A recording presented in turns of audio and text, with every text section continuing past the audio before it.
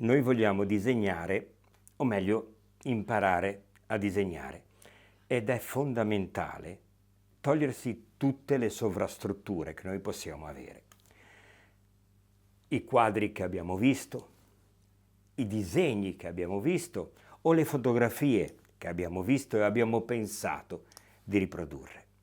Perché il passo importante e fondamentale quando si inizia questo percorso è togliere qualsiasi tipo di mediazione possibile e quindi mettersi davanti all'oggetto.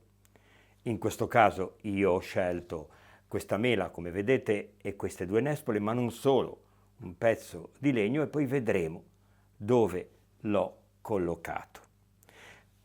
Quindi ho scelto degli elementi naturali, degli elementi di verità che io vedo oggettivamente con i miei occhi, ma soggettivamente perché naturalmente non ho la visione di tutte le altre persone che vedranno questi oggetti, soprattutto per il fatto della suggestione che provocano degli oggetti che io vado a disegnare.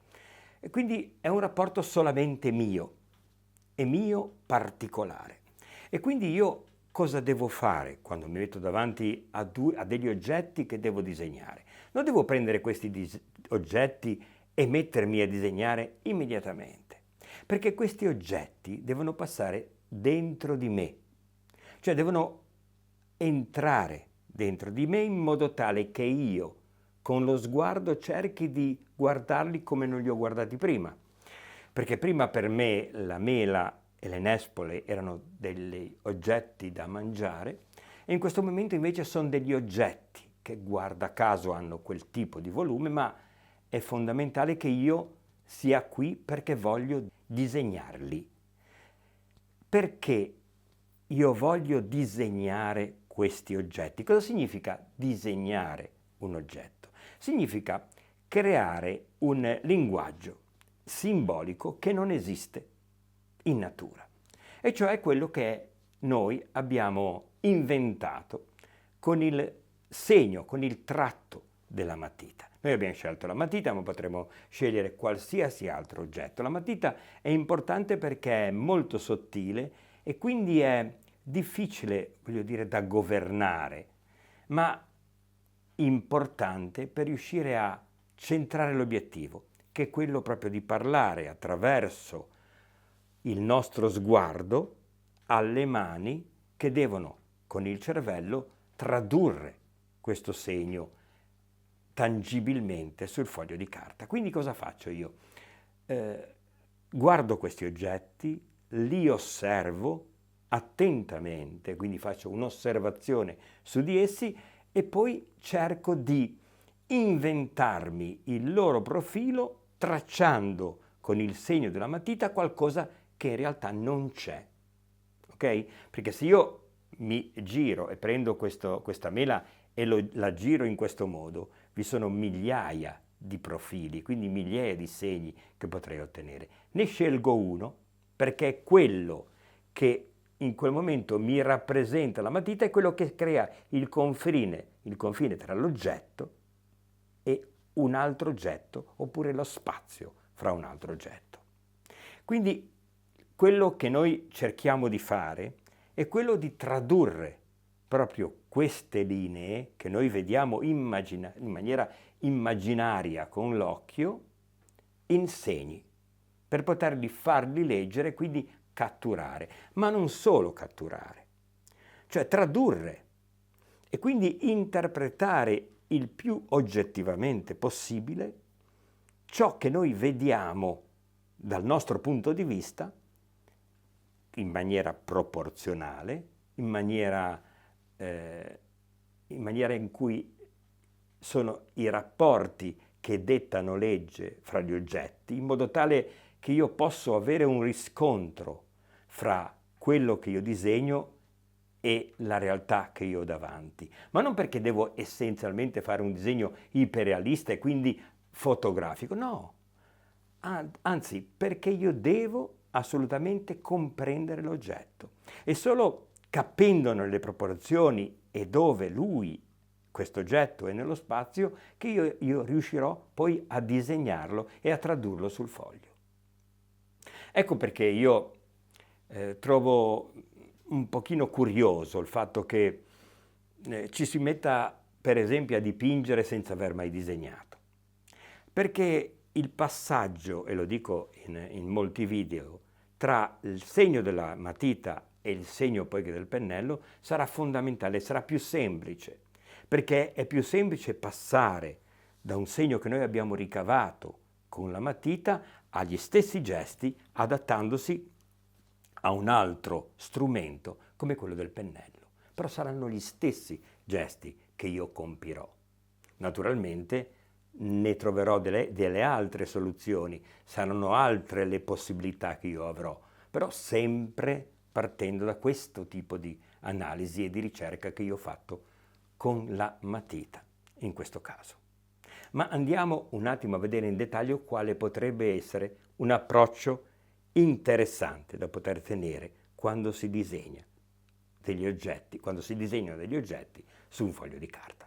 Se io prendo questa composizione che ho davanti agli occhi, mi salta proprio allo sguardo che questa mela e questa nespola ovviamente non sono attaccate insieme, non si congiungono e quindi vi sono degli spazi rappresentati dallo spazio che abbiamo e che divide la mela dalla parte laterale, dal fondo, dalla nespola stessa e la mela e dallo spazio che divide la mela da me, ma non solo dallo spazio che divide la mela da questa parte a questa parte. Però io noto una cosa essenziale, che se io per esempio avessi delle linee immaginarie, vedo che queste linee immaginarie, se io le metto in questo modo, vedete, se praticamente dal bordo della mela faccio passare una linea retta, mi va a finire su una parte del legno che io ho di sotto. Così come succede se io prendo quest'altro bordo della nespola e tiro questa riga, vedete, che va in basso e va quasi a combaciare con questo profilo del legno. Non va a combaciare del tutto perché vedete, se io lo metto qua, vedete che non è proprio che combacia perfettamente. Però questo è importante. Quindi so che queste linee che io posso tirare mi daranno la possibilità di agire e di costruire una specie, diciamo, di reticolo, ma questo non è mai oggettivo, nel senso non è matematico, cioè mi aiuta proprio a percepirlo in maniera proporzionale, in maniera tale che possa restituire un'immagine che io in quel momento sto cercando. Ecco, quando io guardo questi oggetti vedo anche nei piccoli particolari che io posso ricevere qualche aiuto, come ad esempio non solo le linee verticali che io posso tracciare, ma anche le linee orizzontali, che quindi sono parallele a questa linea qui che io ho, che è rappresentata dalla linea del bordo del mio disegno. E quindi mi danno anche la percezione di quanto sia lo spessore e la distanza che ha questo corpo, questa linea qui che va dallo spigolo fino a qui, rispetto a questa linea che va dalla mela fino a qui. Quindi tutto deve essere proporzionato. E quindi noi possiamo partire tranquillamente da un elemento di questi e riuscire a capire come funziona il disegno. Per esempio, se io tiro una linea che va da questo bordo qua fino in basso, cosa otterrò? Otterrò una linea, d'accordo? Che avrà una lunghezza, che mi determinerà una lunghezza in cui è circoscritta la mela. Allora io posso prendere questa misura qua della mela con la matita, posso riportarla in basso, vedete in questa linea qua, e vedo che praticamente la grandezza della mela è molto più ampia della lunghezza che rimane del pezzo di legno che io devo ancora disegnare. Ok, quindi io so che questa mela, la larghezza della mela non cade a metà precisa, ma un poco più spostata verso destra. Quindi tutte queste proporzioni l'altezza, per esempio, di questa nespola, che io posso misurare con questa misura, mi fa vedere quanto l'altezza non sia assolutamente uguale alla sua larghezza. Ecco, questi sono piccoli accorgimenti che io posso avere e con essi posso costruire tutte le proporzioni che io ho nel mio disegno.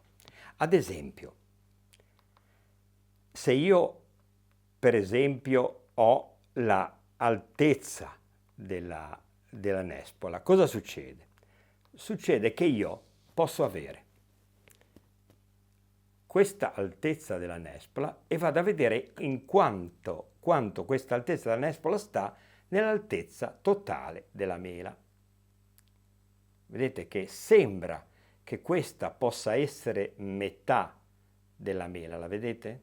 Proprio a quasi, ci può dare quasi l'idea, però in realtà se io la sposto qui, vedete come la distanza invece della mela, come lo spessore della nespola, non sia a metà della mela, ma sia un poco più di metà. E ovviamente tutto questo può essere esperienziato proprio con il lavoro. E vediamo adesso come poterlo fare questo, come poter vedere, come poter riuscire in pochi istanti a dare già una traccia del mio disegno, di capire come questo disegno potrebbe essere disegnato in maniera proporzionale. Per ragioni di video, io vi ho messo una ripresa dell'oggetto che sto copiando in alto qui a sinistra e in basso io naturalmente costruirò l'oggetto con la matita, però naturalmente io farò sempre riferimento a ciò che vedremo in alto. Non avendo due telecamere ho dovuto girare prima il video che serve a me da simulazione del riferimento reale. Quindi io andrò con la matita a tracciare una linea che mi serve come punto di partenza e quindi come punto di partenza scelgo la parte più a sinistra della mela e tiro una riga assolutamente arbitraria in questo punto. Naturalmente poi la mela ha una base e io tiro la linea in questo punto del foglio. Naturalmente cosa succede? Succede che questa parte rappresenta il punto in cui la mela si appoggia al legno e questo rappresenta la sua parte più sinistra, la sua parte, diciamo, il limite sinistro della mela. Devo capire quanto è largo e quanto è alto in proporzione questo oggetto. Quindi prendo questa matita, la metto sul soggetto reale, quindi sul vero che io sto guardando e noterò che la parte, diciamo, in larghezza è più ampia della parte in altezza. Però naturalmente è talmente poca la diversità che mi basta andare oltre il quadrato. Per cui io costruisco un quadrato, arbitrario ovviamente, perché è da qui che si parte, dal punto principale che deve essere poi tutto fatto in proporzione ad esso. Prendo la misura del quadrato e la riporto qui e naturalmente tiro una linea. Abbiamo detto che la mela è un poco più bassa della sua quadratura, quindi diciamo che la parte superiore andrà qui.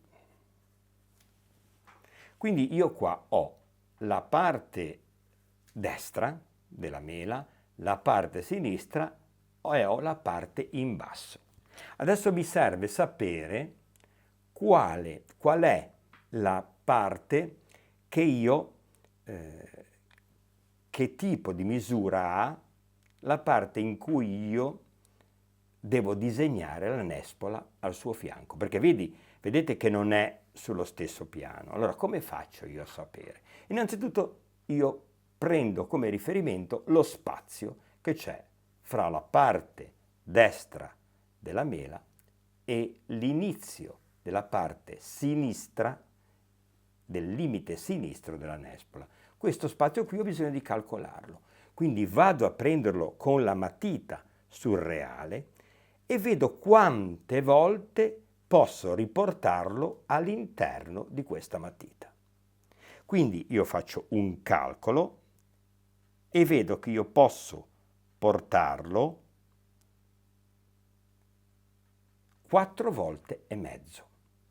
Quindi 4 volte e mezzo questa misura, quindi io devo dividere questo in 4 parti e mezza. Quindi cosa succede? Succede che io farò una divisione abbastanza arbitraria di questo lavoro, di questo quadrato, per cui avrò 1, 2, 3, 4 e mezzo, d'accordo?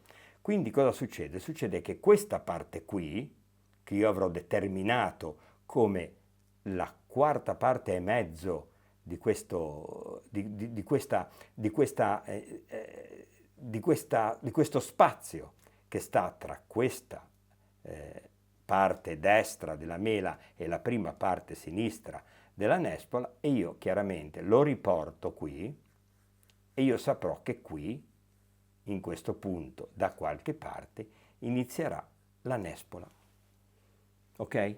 Adesso lo calco un po' perché così si vede un pochino di più. Da questo punto in poi inizierà la nespola, ma non so dove questa nespola poi abbia la sua base, dove sia appoggiata, al punto dove è appoggiata. Infatti se io vado con la matita sul reale, come faccio adesso, però chiaramente è fuori campo, io lo posso solo riportare con un'immagine riportata in alto perché ho solo una camera, comunque è abbastanza semplice da poter comprendere e capire. Io cosa faccio? Adesso faccio la stessa cosa che ho fatto qui, e cioè vado a vedere quanto c'è fra il prolungamento di questa linea, che è sempre diritta, e lo spazio immaginario che intercorre fra questa linea e l'inizio della nespola. Io la vado a prendere proprio naturalmente così e vedo che questa parte qui sta dentro la mela nella misura di 2, 3, 4, 5, 6 volte. Quindi io dividerò la mela in 6 parti, più o meno, ragazzi, più o meno, non è che sia assolutamente precisa, che non deve essere assolutamente precisa. Poi questo lo vedremo poi quando andremo a, diciamo, realizzare poi il disegno. L'importante è sapere dove sono gli oggetti. Ecco, io so che questa è la parte dove sarà appoggiata la nespola e questa è la parte dove finisce la nespola. Quindi non mi resta altro che prendere la misura della nespola. Quindi io vado a prendere la misura della nespola e la rapporto alla misura della mela. E rapportando la misura della mela vedo che è un po' più grande della metà. Allora io prendo questa parte qui, la porto qui, faccio questo rapporto di grandezza e riporto questa misura all'interno del disegno. E quindi saprò che questa è la parte dove sta la nespola. Come altezza. Come larghezza, come posso fare? Vediamo quanto sta l'altezza della nespola nella sua lunghezza. Allora la parte della nespola nella sua lunghezza sta praticamente in misura di, se noi pensiamo di fare un quadrato, lo facciamo leggermente più lungo. Ecco, in questo momento io ho l'ingombro della mela, che è questo,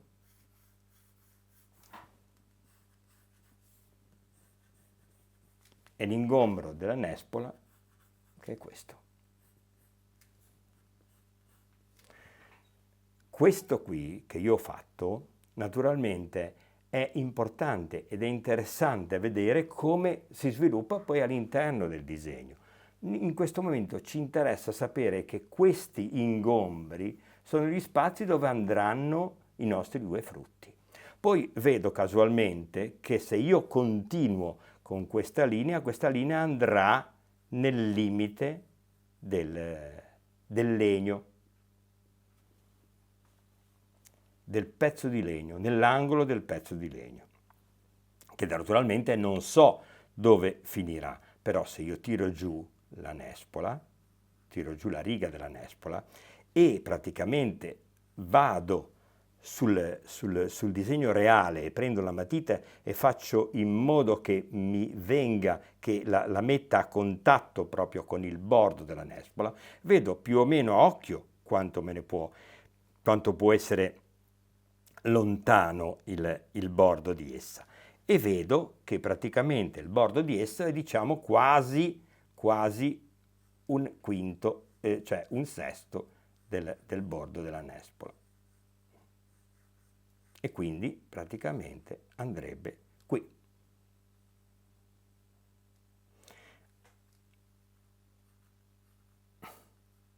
In questo punto qui. E naturalmente questo andrebbe qui. Ma questa è una cosa che adesso io faccio in maniera approssimativa, perché non ho idea di dove possa andare, perché non ho ancora disegnato la nespola al suo interno. Naturalmente questa non è la riga del legno, è la riga che mi ha permesso di trovare questo. Come faccio io a trovare invece il legno, la riga del legno? Ecco, io non faccio altro che trovare il punto che va, lo spazio che intercorre fra questo punto e il bordo del legno, che io lo misuro e sarà 5,5, praticamente quasi come questo, soltanto un pochino meno, e quindi io lo metterò qui, in questo punto, e non farò altro che prendere questa misura e tirarla in qua, vedete, in questo modo. E qui avrò il mio bordo del legno. Poi naturalmente qua la mela sarà fatta in questo modo, la nespola sarà chiaramente fatta in questo modo, però è importante sapere che noi abbiamo bisogno di riferimenti quando noi disegniamo. Questa parte qui, diciamo lo spessore, io vado a prenderlo e vedo che sta sempre nella mela, perché come riferimento alla mela è importante averlo, una quarta parte, quindi sarà un pochino più grande di questo e mi andrà a finire qua, e naturalmente, essendo un poco in prospettiva, chiaramente si allargherà un poco qui e avremo questa linea in questo modo. E poi naturalmente avremo questo bordo della mela, d'accordo, che noi vediamo che è un poco più, che sporge un poco rispetto al bordo del disegno.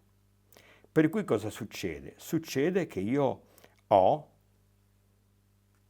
questa parte che poi andrà qui naturalmente, più grande, ho questo punto qua che naturalmente rimane più in qua, e quindi lo devo capire qual è, che è praticamente il bordo che va dall'angolo, perché diciamo questo qua, noi qui abbiamo il quadrato, in questo modo del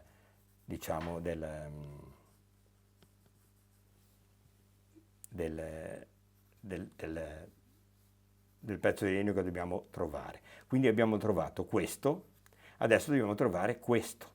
E questo naturalmente lo vado a trovare prendendo la distanza che c'è fra il bordo della mela e la linea immaginaria dove inizia lo spigolo del disegno. Io lo vado a prendere nel reale. Lo vado a prendere nel reale e vedo che con la matita, chiaramente mettendola qui e facendo in modo tale di cercare di andare dalla punta alla relazione che c'è con l'angolo del solido, io vedo che questo è nella misura di 1/4 praticamente, più o meno 1/4, diciamo qui. Ecco, io vado qui, ecco qua, avrò il mio bordo del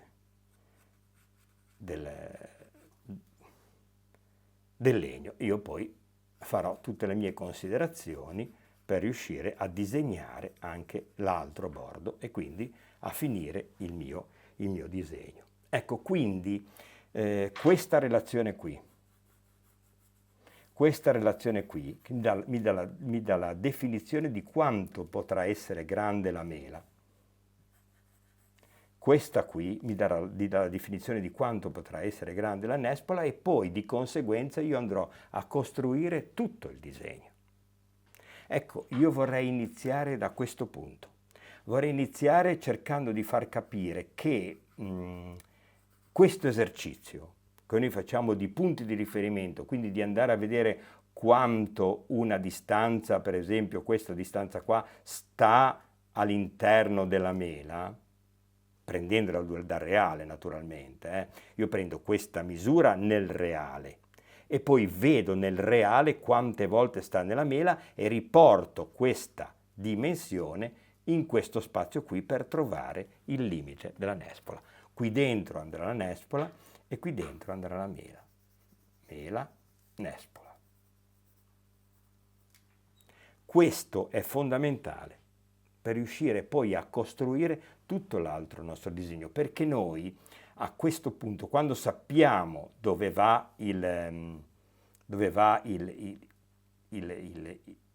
l'ingombro della nespola stessa, noi possiamo proprio agire all'interno di essa e costruire il nostro frutto, facendo ovviamente attenzione a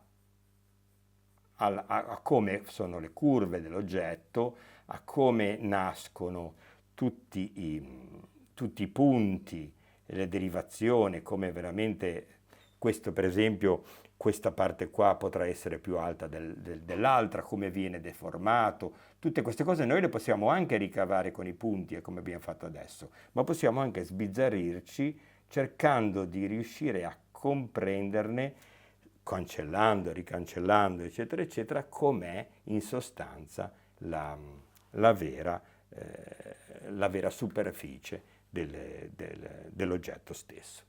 Vedete che qua, avendo fatto qua in questo modo, la risultanza di questo modo qua, io vedo che questo è troppo grande rispetto a quello che io ho trovato prima. Per cui cosa succede? Succede che questa parte qua deve essere rivista. Allora questo non sarà più in questo modo qua, ma naturalmente verrà alzato un poco qua. Questi qua sono tutti accorgimenti che noi abbiamo quando noi poi andiamo a costruire la mela e la nespola nella loro essenza, diciamo, fondamentale del disegno. E quindi questo andrà naturalmente un pochino più sopra, così. Questi sono tutti accorgimenti che noi facciamo proprio in sede. Quando noi abbiamo praticamente fatto tutte le nostre proporzioni, poi riusciamo a vedere quelli che sono gli errori che noi abbiamo fatto e quindi possiamo aggiustarli. Ma in questo modo molto empirico evitiamo praticamente che si facciano dei grossolani errori, come quello ad esempio in questo caso di mettere la nespola e la mela sullo stesso piano. Non andate adesso a vedere il risultato della rotondità e del volume. Quello che ci interessa a noi è capire come è possibile riuscire ad avvicinare il più possibile, scusate il gioco di parole, quello che vediamo da come lo possiamo trasporre sul nostro foglio di carta. Poi naturalmente quando noi disegniamo qualche cosa non è detto che questo vada proprio lì, però possiamo sbagliare di pochi millimetri, di 1 centimetro al massimo, ma è difficile che proprio sia proprio 1 centimetro, di pochi millimetri. Noi cancelliamo e li rifacciamo, però la cosa fondamentale è sapere che più o meno abbiamo inquadrato l'oggetto dove è messo nello spazio.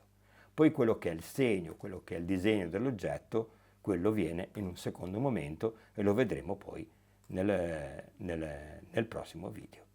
Io per adesso spero di essere stato chiaro, comunque man mano che noi poi faremo questi video ripeteremo più o meno i concetti, ma diciamo che da un punto di vista proprio essenziale, noi in questo modo possiamo avere la possibilità di ridurre di molto l'errore che noi possiamo fare in sede di trasposizione degli oggetti sulla carta.